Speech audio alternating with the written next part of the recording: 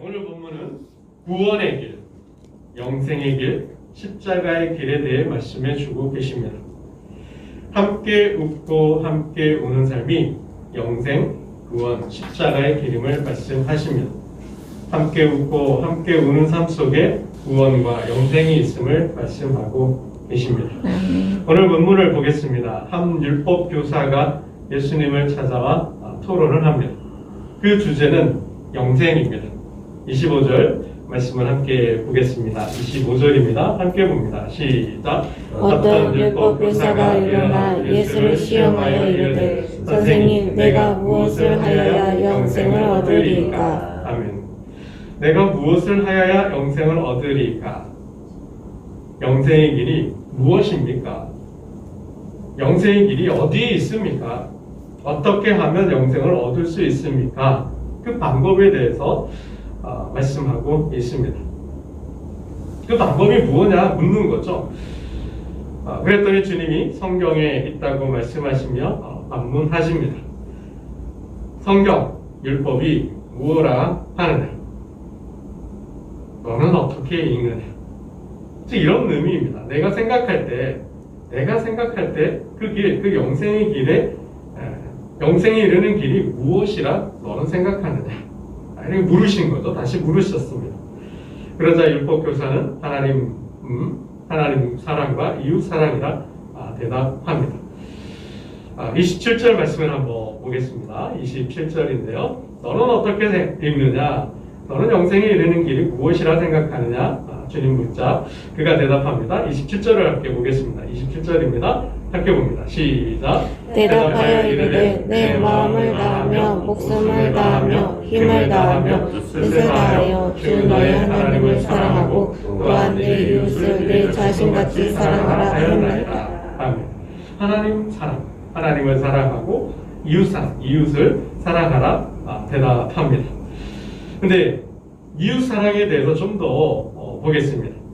이웃을 사랑하는데 전제가 있어요. 꼬리가 붙었어요. 그래서 어떻게 사랑하라 합니까?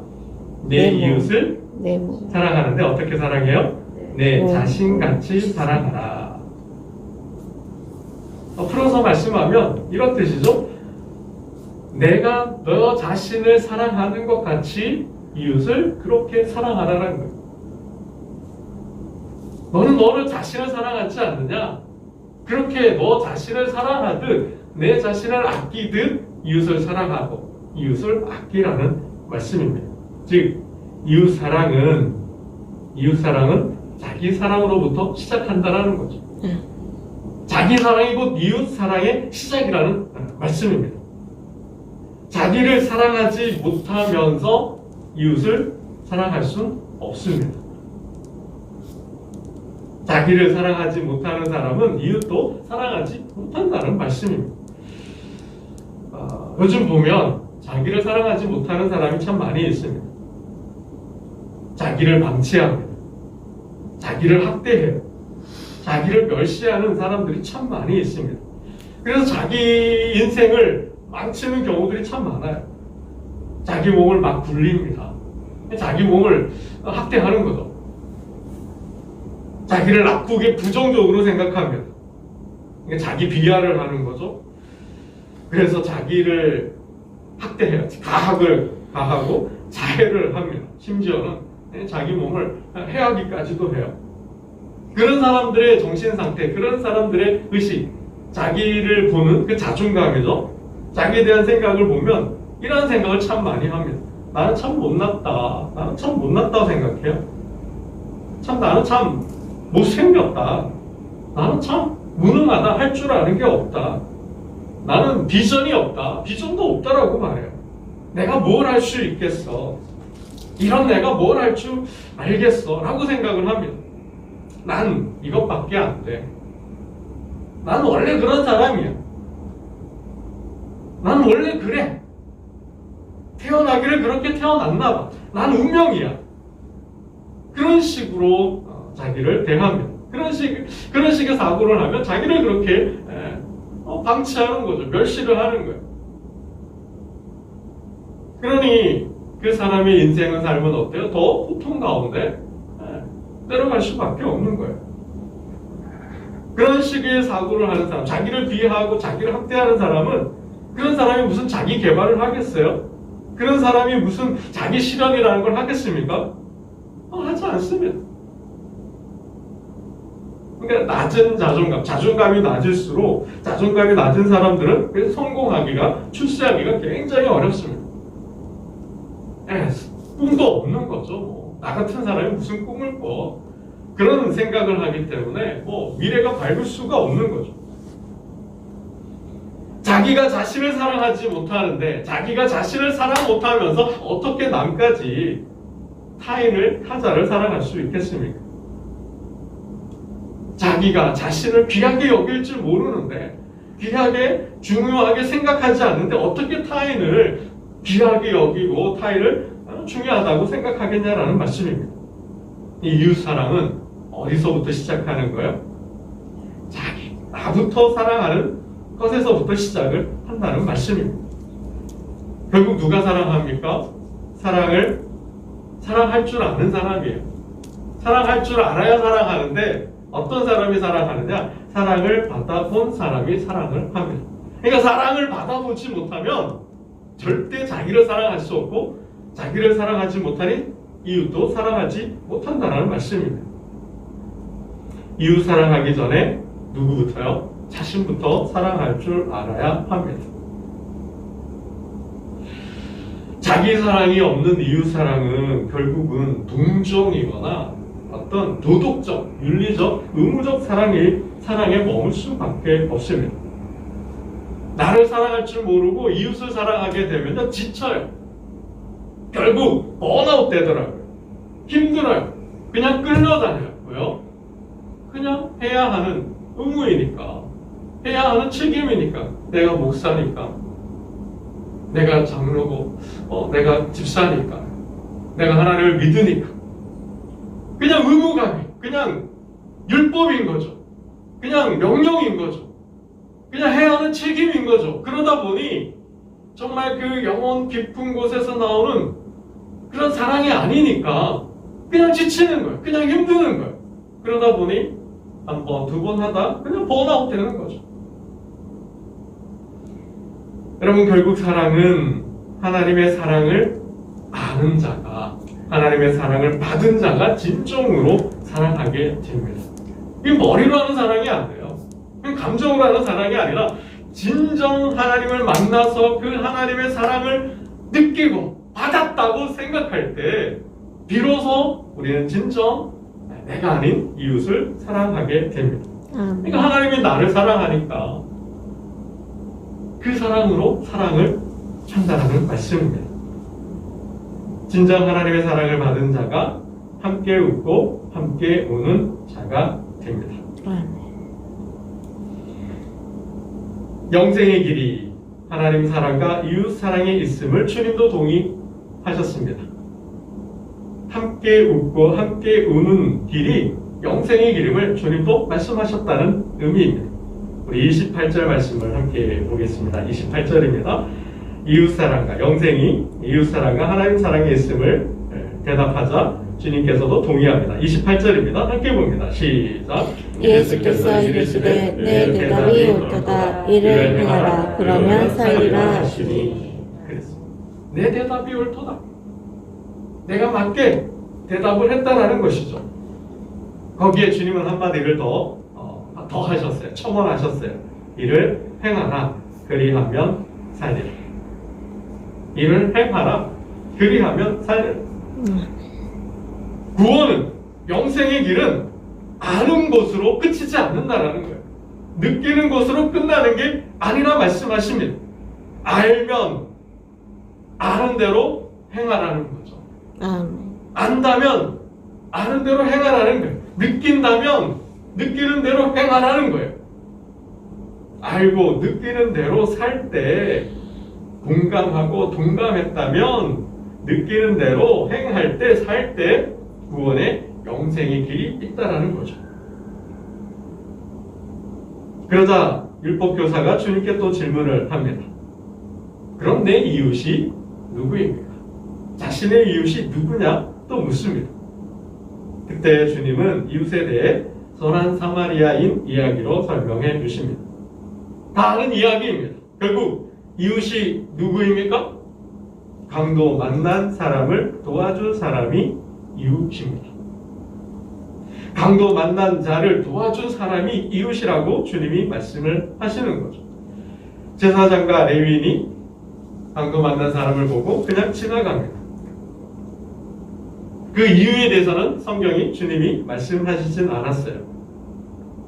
그 의미를 분석해 보면 강도 만난 사람을 보고 제사장이 그냥 지나가죠.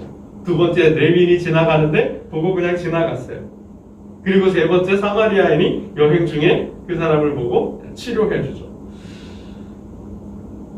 그 이유에 대해서 제사장과 레위인이 왜 그냥 지나쳐 갔는지는 설명해 주시지 않았어요. 그러나 우리가 한번 생각해 보면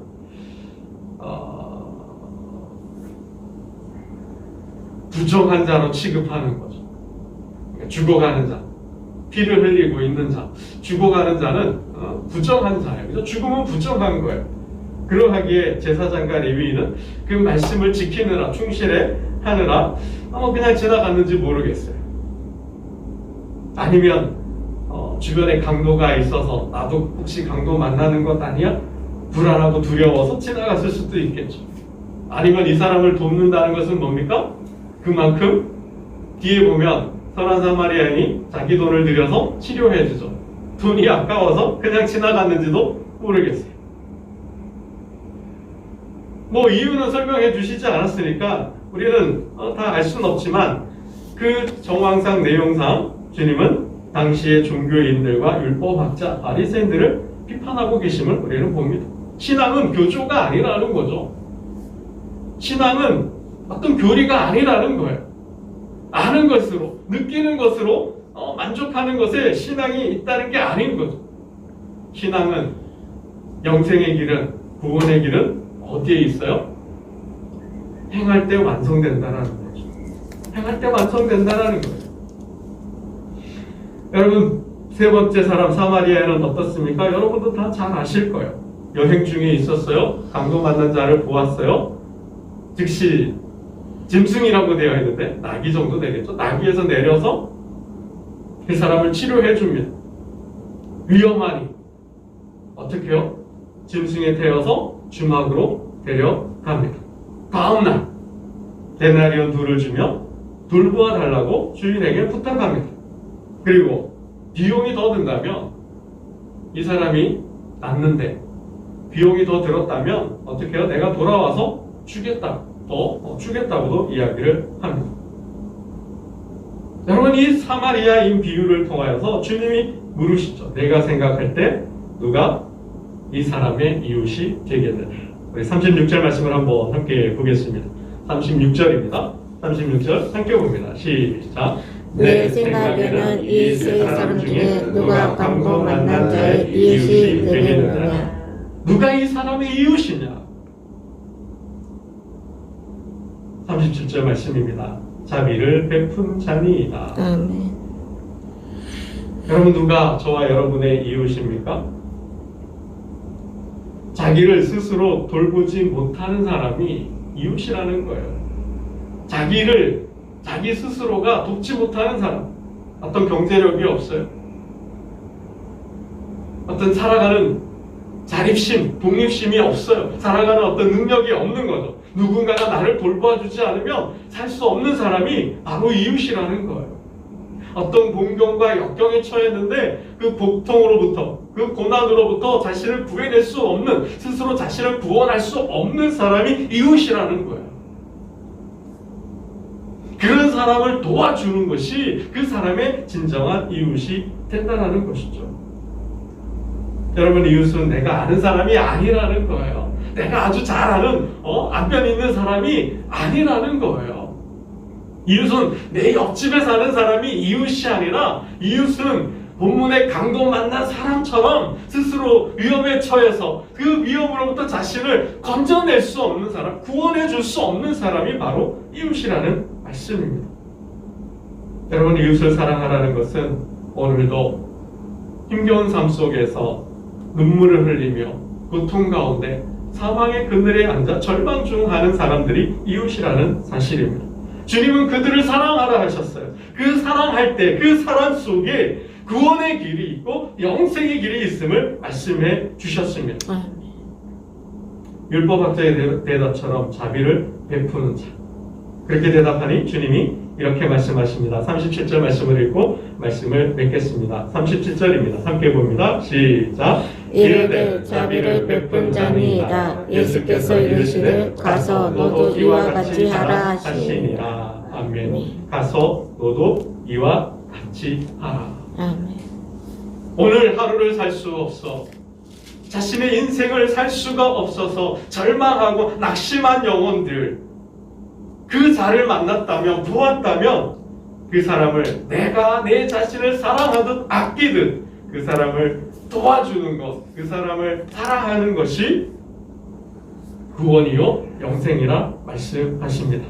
오늘 새벽을 깨운 저와 여러분이, 우리 소명의 식구가, 이 땅의 한국교회가 절망에 빠져, 코로나 시대 절망에 빠져서 오늘 힘겹게 오늘 사는 자들을 돌보아주는 교회로 거듭남으로 정말 하나님 나라, 주님의 교회를 다시 일으켜 세우는 부흥의 역사를 만드는 저와 여러분 소명교회 되시기를 주님의 이름으로 축원합니다. 기도드리겠습니다.